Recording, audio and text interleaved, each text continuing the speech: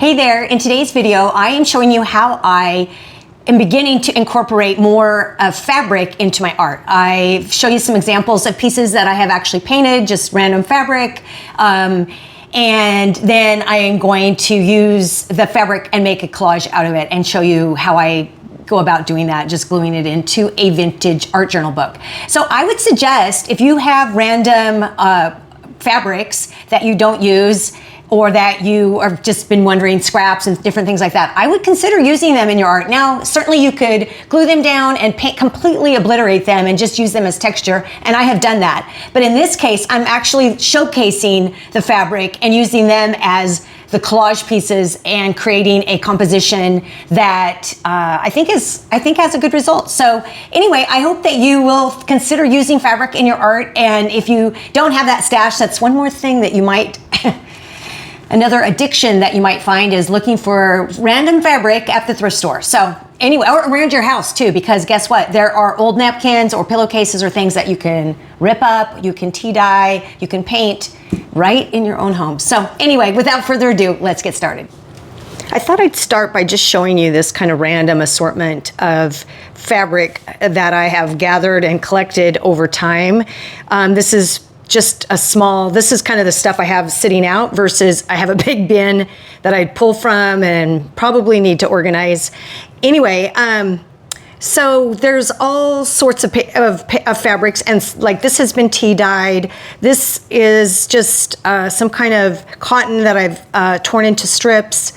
The binding of something. There's just random. Some has been dyed. Some, like this, has been dyed. I'm not an expert on tea dyeing or using various things to dye, but I like the effect of it, and I haven't quite figured out how I'm going to incorporate and use that into my art. I also like this gray color, and this had some rusty metal pieces in it, which I find very interesting. And so then also, when I get ready to get rid of a napkin or a tablecloth or something, oh, this has a feather in it, I will often look at the weave of it and think, oh, I like that. So this was a pillow, I believe this was a pillowcase that had some lettering on it, and I really liked it, but it kind of gotten old. I think the zipper broke, and so I just cut it up into pieces. So, you think outside the box, and I think this is another section of that. It actually has some text on it.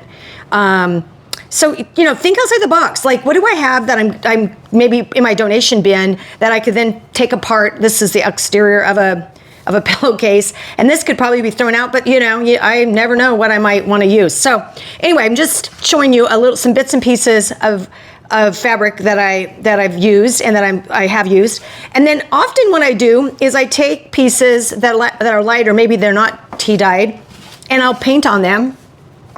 So, and maybe they are, maybe they're not tea dyed. This might have been, I don't know. But I'll just take and make marks. So I kind of wanted to show you, maybe I'll move this aside, what I've done. And I would encourage you to just mess around. Some of this has been gessoed. This was just a weird piece, and I just took black paint and marked it. And now I don't know if this would last through the wash or anything like that. I'm assuming so, because you can't get it out of your clothes, but that's not what the point is. The point is I'm typically going to use it in my art, either glued down or cut into strips or something like this. This one I actually did a whole lettering on. I think it was, I can see to be creative.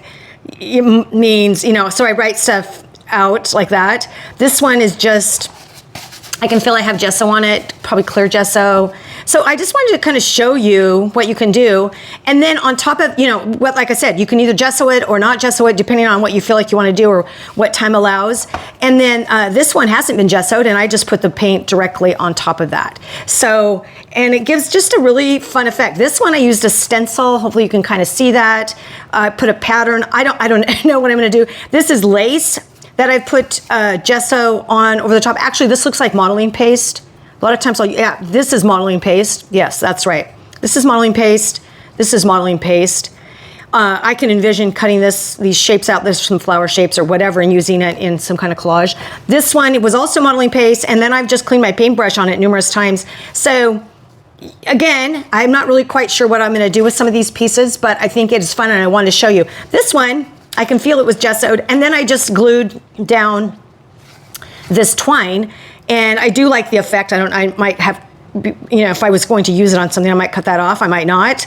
Just depends. So anyway, that's my stash. And I just want to show you, I was getting ready to put together a project, and I thought I would just turn the camera on and show you what I'm doing. So in case you have random pieces of fabric that it might spur you on to think outside the box.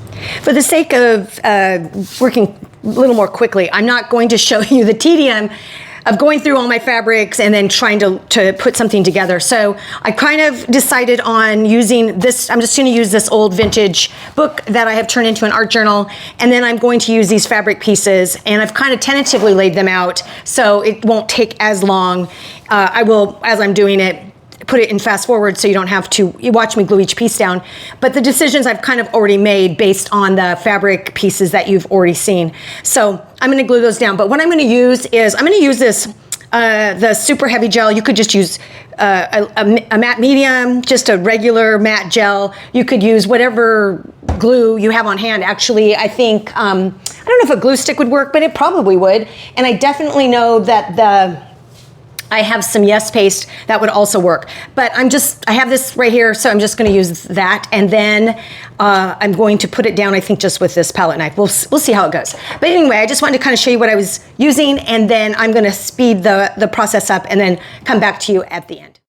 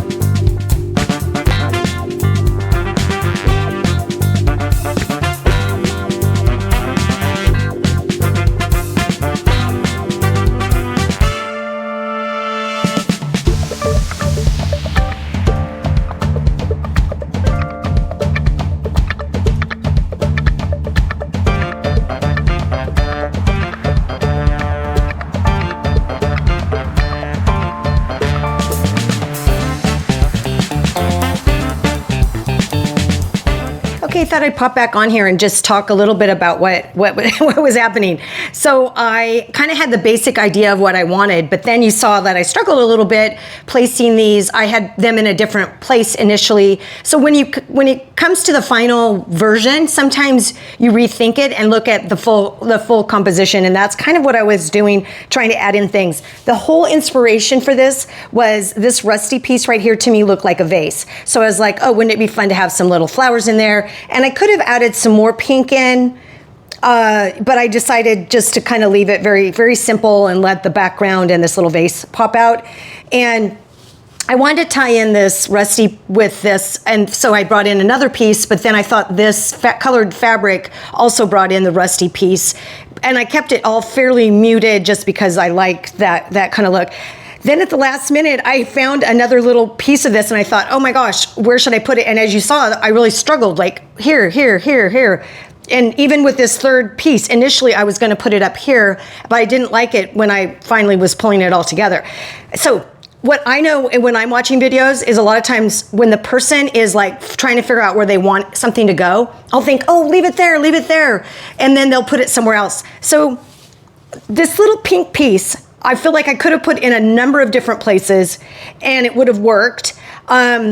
So I'm sure you have your favorite spot on where on this page you think it would have worked best, because obviously you're looking at it in a different angle, and I'm kind of looking down. I'll hold this book page up a little bit so you can hopefully see that a little bit better. This book does not lie flat because it's a thick book. So anyway, so I just know how that is, and so I'm guessing you probably were like, oh, leave it there or put it here or whatever. So, because I know that same feeling when I am watching videos. A lot of times I think, stop, don't do that. But, you know, I think as an artist and as a creative, we have to just kind of go with what works for us. And sometimes we're going to struggle, and obviously on camera, I do struggle a little bit more, whereas I'm a little more decisive in my work. Well, I guess that's not always true, but I feel like I have people watching me, so I might, the struggle is different than when I'm struggling by myself, I guess is my point. So anyway, I hope this inspires you to go get your leftover random fabrics that maybe you've dyed, maybe you've painted,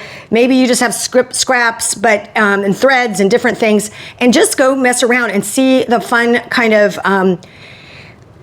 collage, or I don't even know. I mean, obviously this is mixed media, but it's just using some different things and not using paint, and just see what you can come up with. And I really like doing these kind of things, and I feel like I want to kind of veer more in that direction and use fabrics and things in my art a little bit more.